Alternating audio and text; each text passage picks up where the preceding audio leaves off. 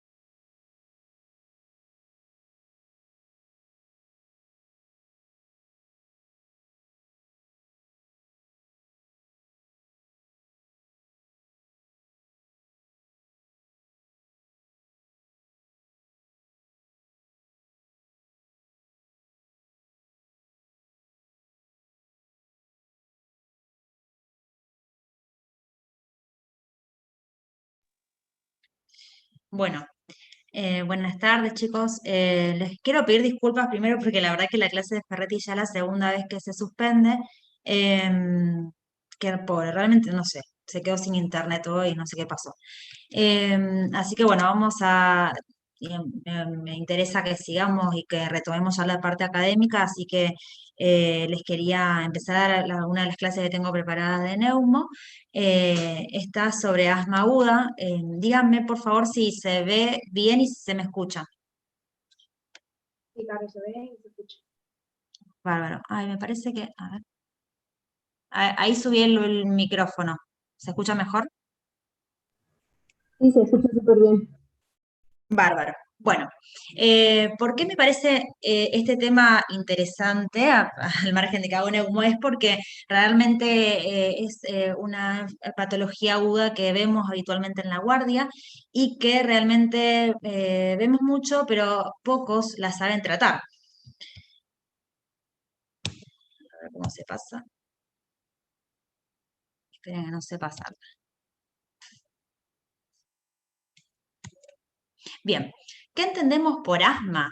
Primero hay que definirla. La enfermedad se define como una enfermedad variable, es decir, heterogénea, y que se caracteriza por una inflamación crónica de las vías respiratorias.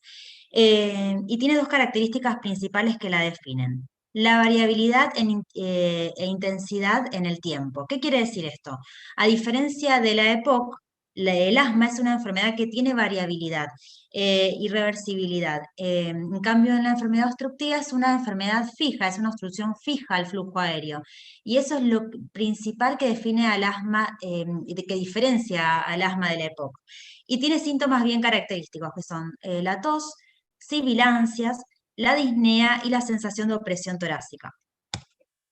Como les decía antes, la limitación variable al flujo expirado, que eso lo vamos a medir con nuestras herramientas principales, que son el pico flujo, que el pico flujo es una, digamos, una herramienta fundamental que tenemos que tener en todas las guardias. No sé si alguna vez me vieron con este aparatito que está a la izquierda, pero bueno, ya les voy a explicar un poco cómo se utiliza. Y a la derecha vemos un espirómetro, que ese es un espirómetro medio viejo, porque en realidad el que se usa ahora es un espirómetro, se hace espirometría computarizada, donde desde la compu nosotros podemos ver directamente curvas, curva flujo-volumen y volumen-tiempo, que nos va a definir, nos va a ayudar a orientarnos en el diagnóstico. Más adelante les voy a decir que realmente a veces tenemos pacientes con una alta sospecha de asma y la verdad que estos estudios que les vamos a hacer son normales. Pero quiero que le queden, digamos, se les graben estos dos conceptos que es la enfermedad inflamatoria crónica y la variabilidad en tiempo y en los síntomas. Cuando nosotros tenemos un paciente con sospecha de asma, primero tenemos que preguntarnos si son los síntomas típicos. Si son los síntomas típicos, que son los que les comenté anteriormente, vamos a seguir indagando. Es importante tener una historia clínica, ver cuándo comenzó, si empezamos generalmente, yo les pregunto si el paciente fue prematuro, si el chico tuvo muchas internaciones por bronquiolitis, si se acuerda si usaba, si lo vivían nebulizando.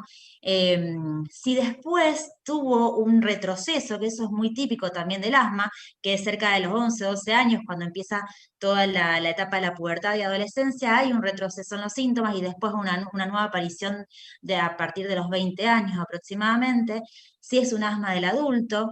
Entonces hay que indagar estas cuestiones en la historia clínica para que nos vayan orientando si esas historias clínicas nos respaldan aún más el diagnóstico de sospecha que tenemos.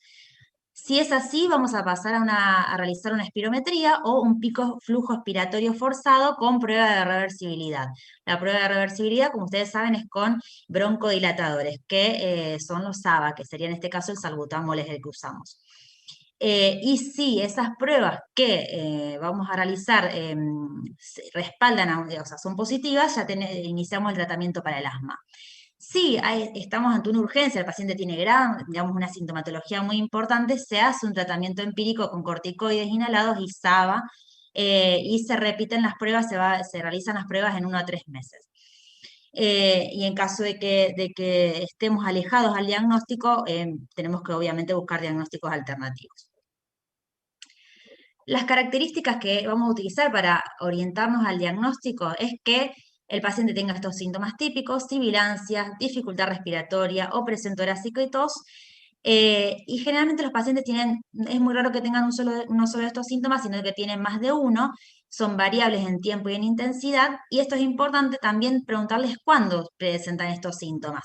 Por ejemplo, les van a decir, y esto es muy típico del asmático, las primeras horas de la mañana y a la noche, cuando hay más descarga adrenérgica, es muy típico de esta variabilidad digamos, con el ritmo circadiano. Y también preguntarle si se desencadena por el ejercicio, por la risa, por los alergenos, por el aire frío, o sea, preguntarle si cuando sale de su casa, del frío al calor, desencadena la crisis, si cuando se ríe desencadena la crisis. La verdad que en consultorio cuando uno les pregunta es muy típico, porque realmente te dicen, sí, yo me río y me agarra tos y no paro y no puedo respirar. Y también, como ustedes saben, el asma tiene una gran variabilidad. A veces se desencadena por el asma, lo que se llama asma ocupacional. Entonces también preguntar de qué trabaja y si cuando trabaja tiene más síntomas. Y bueno, obviamente también van a notar que después de que el paciente tiene algún cuadro vírico, una infección vírica, los síntomas empeoran. A ver si puedo pasar, que no sé por qué no pasa.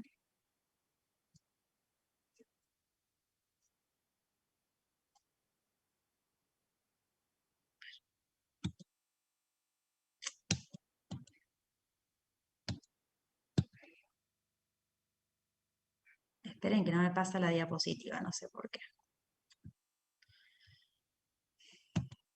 Bien. Y nuevamente, bueno, lo que les comenté, lo que con respecto a la clínica, y en este proceso diagnóstico que va a llevar varias consultas, es importante documentar que el volumen expiratorio forzado en el primer segundo esté bajo y la relación entre el BEF1 y la capacidad vital forzada también. Normalmente tiene que estar entre 75 y 80 en los adultos y de 90 en los niños. Entonces, cuando esté por debajo de este valor, ahí dice 0,75, pero es por encima, digamos, de 70, lo que se toma en valor de corte, cuando está por debajo de este valor, se habla de una obstrucción del flujo aéreo. Entonces, vamos a diagnosticarlo el asma cuando ese volumen expiratorio forzado, después de un broncodilatador, aumenta más de un 12% y 200 mililitros. Esto es importante, también les van a tomar en los exámenes de clínica. ¿Cómo es el diagnóstico? El diagnóstico es ese. Le hacen una espirometría basal y si después del broncodilatador, a los 15 o 20 minutos post broncodilatador, le volvemos a hacer una espirometría y el BEF1 aumentó entre un 12%, más de 12% y más de 200 mililitros, ahí se dice que tiene reversibilidad el broncodilatador. Entonces, ¿cómo se informa? Obstrucción al flujo aéreo, si es leve, moderada, severa o muy severa, con respuesta a BD, digamos a broncodilatador. Más o menos así van a ver las espirometrías.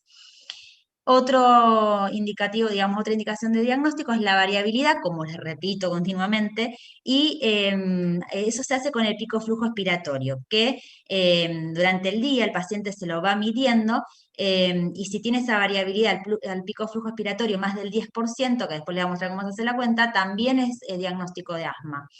Y también otro criterio diagnóstico es este aumento del BEF1, que muchas veces está dentro del valor normal, pero el paciente tiene gran, digamos, sospechamos una alta sospecha diagnóstica, le hacemos un tratamiento de 4 semanas con broncodilatadores, le repetimos la espirometría y si el BEF1, que estaba en 80 después de la espirometría, en 80%, después de la espirometría está en un 95-96%, hay un cambio, entonces ahí podemos ver que si bien estaba en un valor normal, era un valor normal en el límite.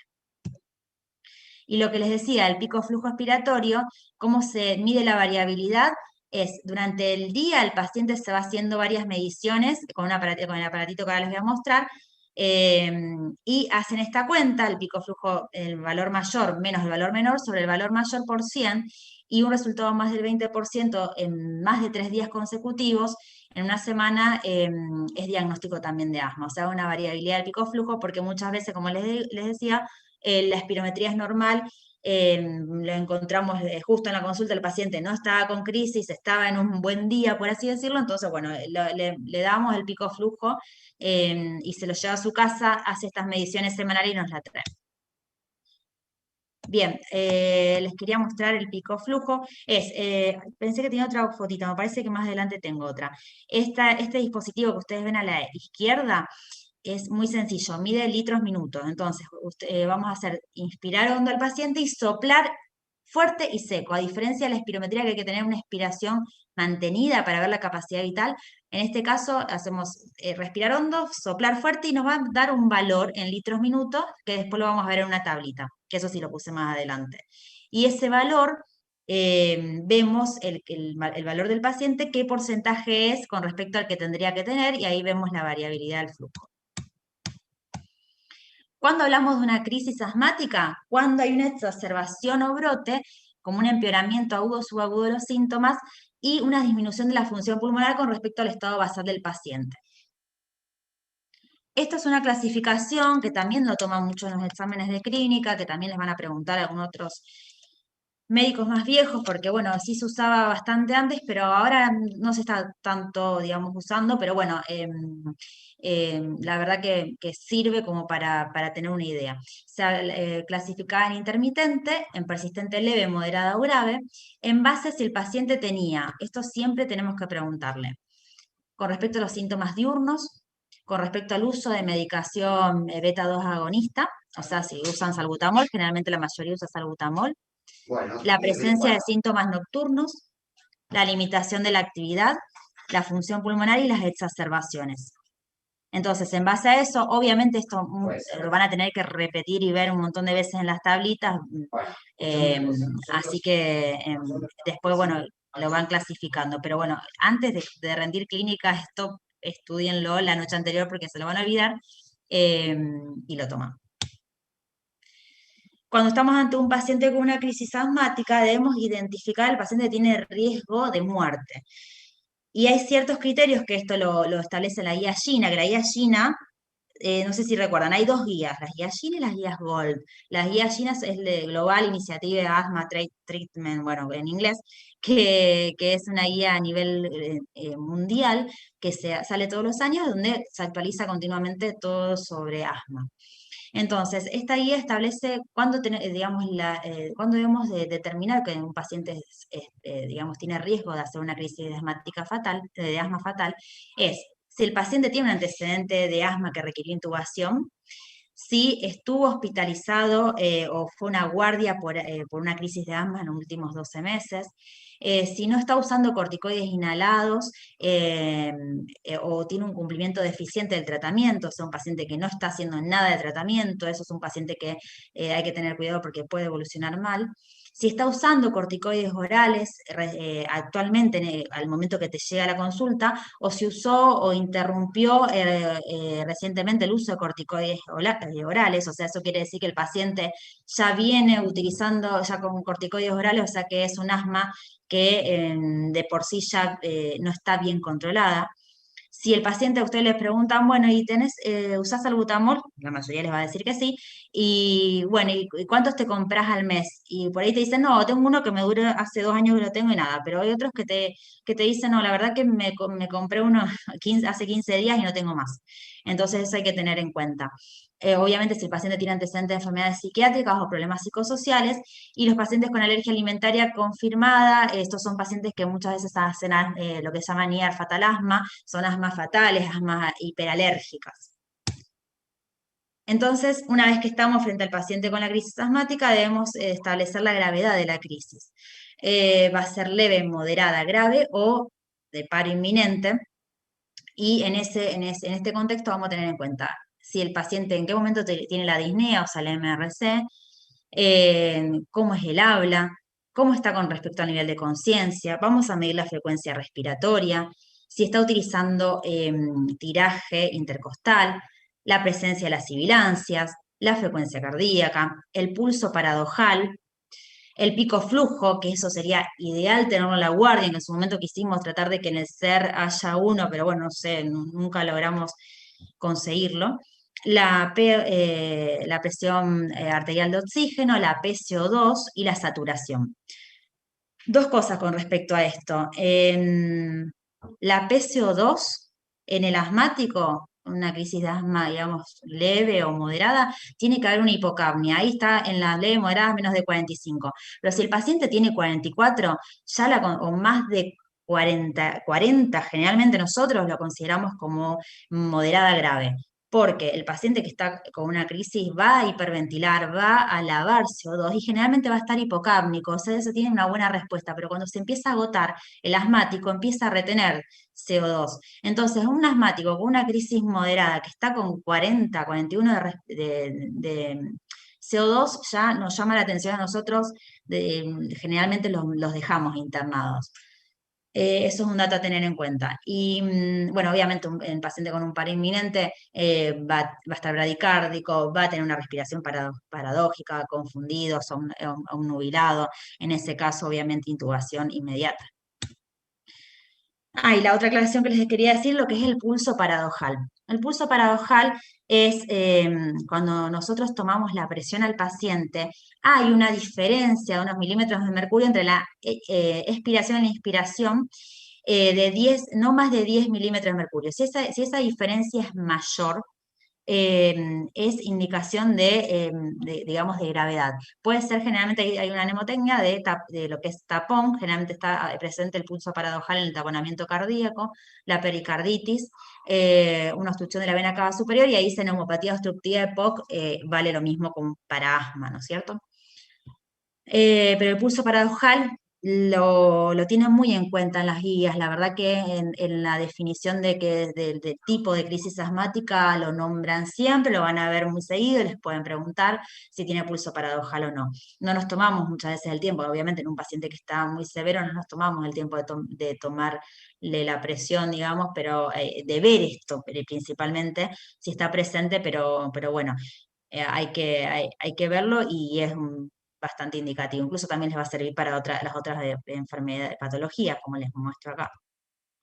Entonces, estamos en el SER y nos llega el paciente con falta de aire, que le duele el pecho, con unas sibilancias que se escuchan sin el estetoscopio, y ahí se nos queman los papeles. Entonces, acá tengo lo que les iba a mostrar, lo del pico flujo. Muchos de ustedes me habrán visto con este aparatito. Lo que hacemos habitualmente cuando llega el paciente, esto sería lo ideal, tener este pico flujo, lo hacemos respirar hondo, que sople fuerte y seco, y van a ver que ahí tiene acá lo marco, eh, este medidor rojo y nos va a marcar litros minuto, cuántos litros minutos sopla el paciente.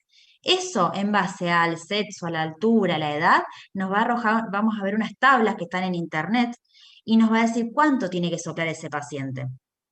Y de eso vamos a sacar el porcentaje. Si nosotros tenemos que un paciente de sexo masculino que mide 1,80, que tiene 40 años, tiene que soplar de 600 para arriba y nos sopla 300, ahí vemos el porcentaje, la verdad que es menos del 50%. Ese es el PEF que yo les mostraba anteriormente, que es el porcentaje que tiene que tener, que ahora también nos va a definir digamos, si se interna o no. Y acá al costado del pico flujo van a ver que hay también dos marcas, que es en rojo y en verde. Esto se usa para que el paciente que tiene este pico flujo en la casa sepa cuál es el límite para estar atento si tiene que ir o a consultar al médico o a la guardia, valores por debajo, nosotros le decimos andate a la guardia a internarte, y en el medio es donde el paciente tiene que tener cierto control. Por encima del verde, uno dice, si soplas por ahí, estás bien, vamos bien, y si estás en el medio, ojo que tenés que o consultar, pero menos de rojo sería lo grave, que tiene que ir inmediatamente a la consulta. Caro, una pregunta. Sí. Lo ideal entonces sería conocer el pico flujo basal del paciente o me baso en las tablas, en lo No, en las teórico. tablas. En las Ah, tablas. Sí, y ahí veo obviamente el que hay porcentaje. sí, hay que, en las tablas. Obviamente que hay pacientes que ya de por sí van a tener de base un pico flujo bajo por su capacidad Claro, pulmonar. eso. Ujú. Lo que pasa que eso se ve principalmente en los EPOC. Los asmáticos generalmente tienen buena capacidad pulmonar y en las crisis se les, digamos, baja la capacidad pulmonar. En cambio, Bien, el paciente EPOC ya tiene de base una capacidad pulmonar reducida, por eso tampoco se usa el pico flujo para EPOC. No nos sirve, claro. digamos. Ujú. Sí, obviamente tiene que conocer digamos, el basal del paciente, pero no nos sirve para la obstrucción. Se mide en la crisis asmática. Pero bueno, Claro. sí, es muy raro que les llegue pacientes que tengan ya, que se conozcan su valor de pico flujo. La verdad que no, porque no es una herramienta, está buena, pero no es una herramienta que tengamos tan incorporada para usar. En España la verdad que lo usaban mucho más. Acá la verdad que no tenemos. Incluso, como les digo, y fíjense que en todas las guías llega el paciente, obviamente, aparte de los signos vitales, es el pico flujo. No, por eso acá, bueno, en este gráfico yo les muestro, o sea, tenemos el paciente que nos llega a la guardia y ahí vamos a definir ante qué tipo de crisis estamos, si ante una crisis leve, moderada o severa, como el cuadrito que yo les mostré anteriormente. Vamos a tener en cuenta los criterios clínicos, como la frecuencia cardíaca, respiratoria, todo lo que les mostré anteriormente, y bueno, el pico flujo, si el pico flujo tiene más del 70%, y la saturación de oxígeno es más de 95 y el paciente no tiene los otros signos de severidad de la tablita anterior, vamos a darle de tratamiento salbutamol, 200 microgramos, ahí se aerosol con aerocámara, depende de la capacidad del paciente para inhalarlo. Eso se hace cada 20 minutos durante una hora. Cada puff de salbutamol tiene 100 microgramos, ahí le está haciendo 2 puff. Y sí, darle del tisona, meprednisona, 40 miligramos vía oral, se da aproximadamente de 0,5 a 1 miligramo kilo peso. En sí, a grande, redondeando, son 40 miligramos que le damos habitualmente. Es muy raro que le demos a un paciente que pese 80 kilos, lleguemos a la dosis plena de 1 miligramo kilo. Aunque algunos pacientes que son medios corticoresistentes les llegamos a dar 60, hasta esas dosis hemos llegado. Pero bueno, acá en estas guías lo que recomiendan es que sea oral. Fíjense que tienen un paciente con una crisis leve, no le hacen una DEXA intramuscular, por ejemplo, le dan el tizón oral. Moderada es cuando el paciente tiene un pico flujo entre 40 o 69%. Fíjense que también dice BEF1, o sea que hasta incluso se podría hacer una espirometría en ese momento para definir la crisis. La saturación de oxígeno entre 90 y 95, ahí sí el objetivo de la oxigenoterapia es que se tenga una saturación mayor a 92. Se hacen 4 disparos de salbutamol. Ahí te dice también, bueno, se puede hacer como inhalado o nebulizado y se asocia hipertropio. Nunca hipratropio solo, aunque el paciente tenga una fibrilación auricular, a no ser que esté con 200 de cardíaco, ahí lo tienen que intubar, pero nunca solo, porque no sirve el hipratropio solo. Sí, la combinación mejora la broncodilatación, pero la combinación con un SABA, que es el beta 2 de acción corta, que sería el salbutamol. Y los corticoides también, acá sí se puede hacer endovenoso, hidrocortisona. Y ahora se agrega, que esto es también relativamente nuevo, que se puede hacer en lugar de salbutamol, formoterol. Muchas veces el paciente tiene como medicación habitual budesonide y formoterol. Formoterol es un LABA, digamos, un beta 2 agonista de acción larga, que de todos los beta 2 agonistas de acción larga es el que más rápido actúa. O sea que a los 20 minutos como mucho empieza a hacer efecto y dura entre 8 a 12 horas. O sea que está bueno para hacerlo también, pero lo pone como opcional, no como primera medida. El paciente con una crisis severa, o sea, con un pico de flujo menos del 40% y una saturación menos de 90%, obviamente la oxigenoterapia, las nebulizaciones con salbutamol y hipratropio, se hace la hidrocortisona y ahí sí piden estado ácido base y placa de tórax. Esto, ojo, porque nosotros estamos pidiendo mucho ácido base. A veces tenemos pacientes que saturan 96, 97 y le pedimos ácido base en algunos asmáticos y son crisis por ahí leves. Acá en las guías siempre a partir de la placa y el estado ácido base cuando es severo. O obviamente cuando nos consideramos que no es una crisis asmática, tenemos sospecha, no sé, que hizo un neumotórax o que tiene una neumonía asociada. Y se puede usar sulfato de magnesio, 2 gramos en infusión endovenosa, se pasan 20 minutos. También, eso se usa. Es bueno, digamos, estabilizador de membrana alveolo capilar, por eso se usa. También hay algunos estudios que se empezó a usar sulfato de magnesio nebulizado, que también van a ver que nosotros a veces usamos en las crisis bastante severas, magnesio nebulizado, pero bueno, no es tampoco primera línea.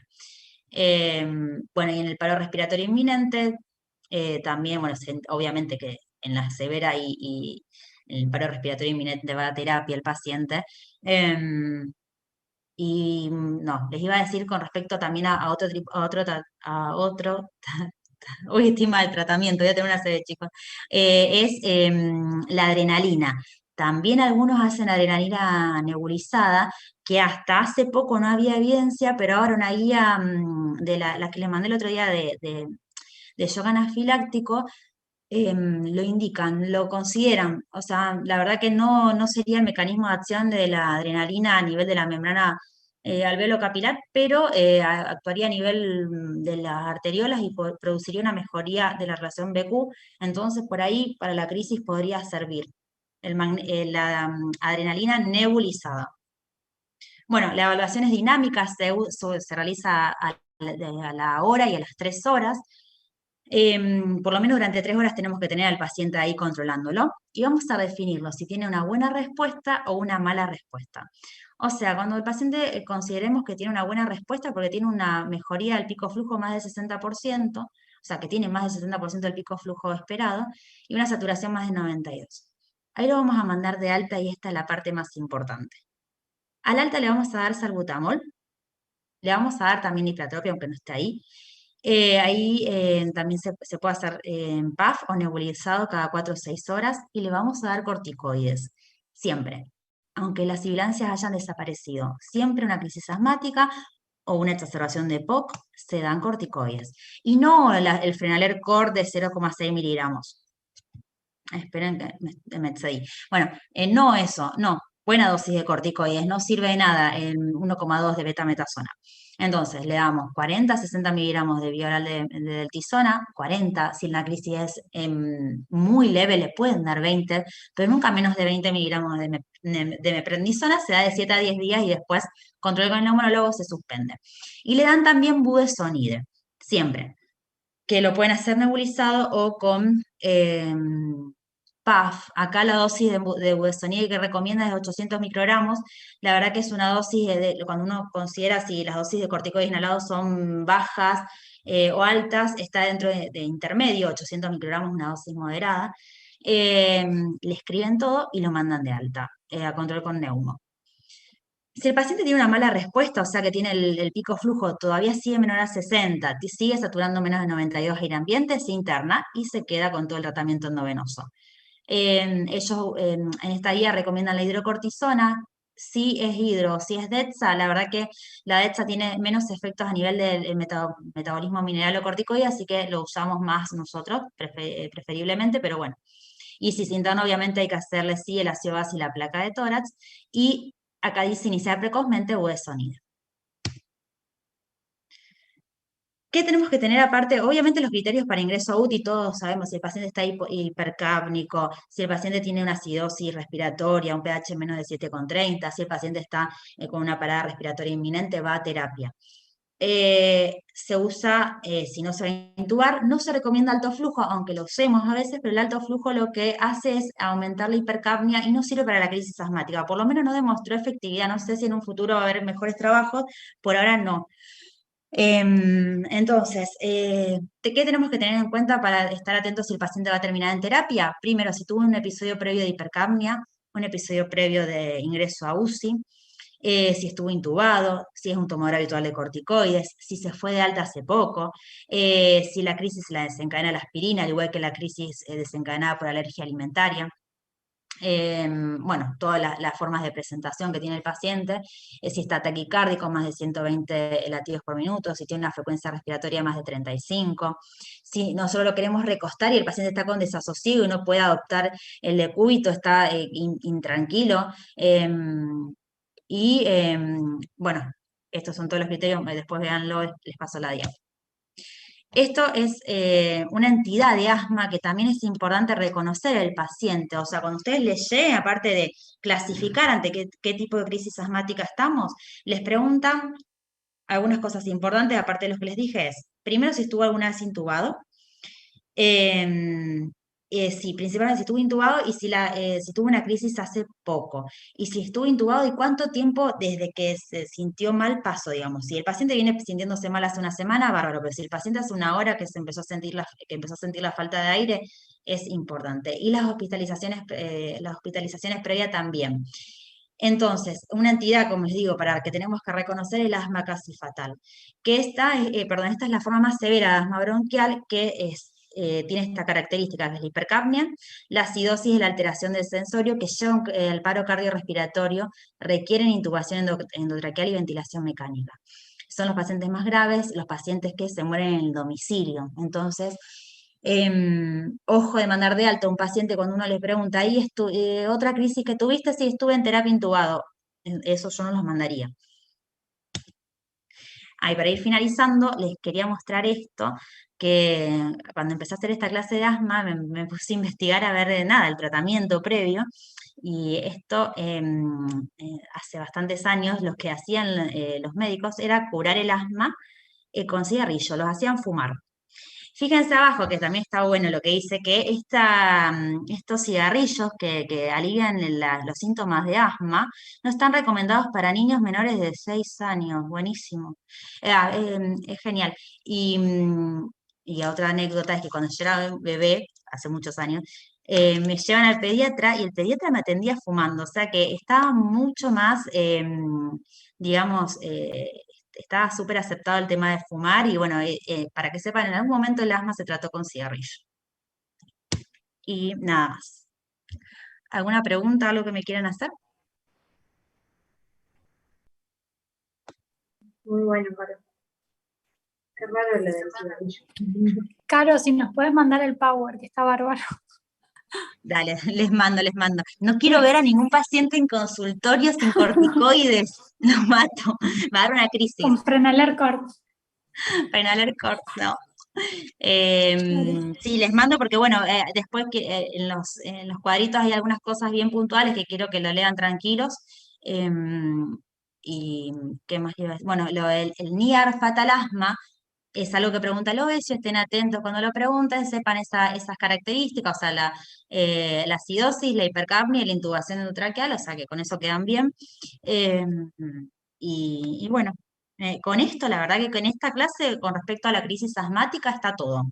Más de esto en la crisis asmática aguda, obviamente después asma tiene motura. No me digas que No, te mato. ¿Cómo me No hackeaste tu decías. cuenta, boludo? No, aparte ahí dice que Esteban Motura está escribiendo, ahora se joden.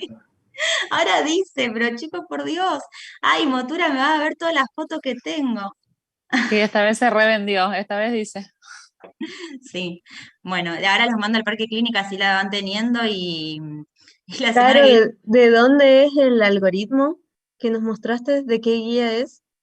Esa guía es, me parece que de la gema. Yo puse de la guía Gina y de la gema. La gema es la misma que digamos, es la guía española de asma. Ah, bien. Tiene algunas cosas que ellos, digamos, medio que compiten con la Gina, pero la verdad que ustedes van a ver también los escalones de asma, que la gema tiene 6 escalones para el tratamiento, la Gina 3, 5, bueno, pero en los algoritmos la verdad que coinciden bastante.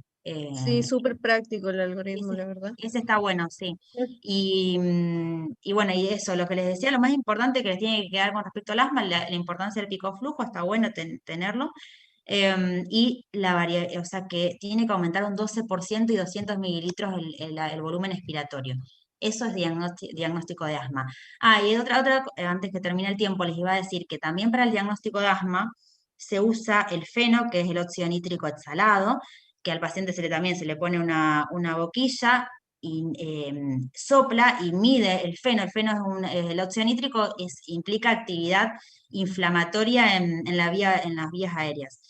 Eso se ve muchas veces en el tabaquista, que también lo medimos, el feno, para ver si dejó de fumar, y en el asmático, con un feno más de 20, creo que partes por millón, es indicativo, digamos, es diagnóstico de asma. Eso es por un lado con el feno, y por otro lado que es las pruebas de hiperreactividad con metacolina, que también la van a leer. Esas no se hacen acá, no sé dónde se hacen, pero lo que se le hace al paciente es sobre una boquilla inhalar metacolina, pero que es un broncoconstrictor, hacer una espirometría antes, hacerle inhalar metacolina y después hacer una espirometría después.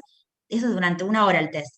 Y si baja el BEF, es diagnóstico de asma, pero uno va haciendo dosis crecientes, porque no se puede hacer, porque pueden hacer se puede desencadenar crisis asmáticas muy severas. Entonces van haciendo dosis crecientes de metacolina y ven la respuesta. Pero bueno, es bastante riesgoso. Entonces, la verdad que con la clínica, la variabilidad y todo lo que les fui mostrando, con eso ya sobra para el diagnóstico.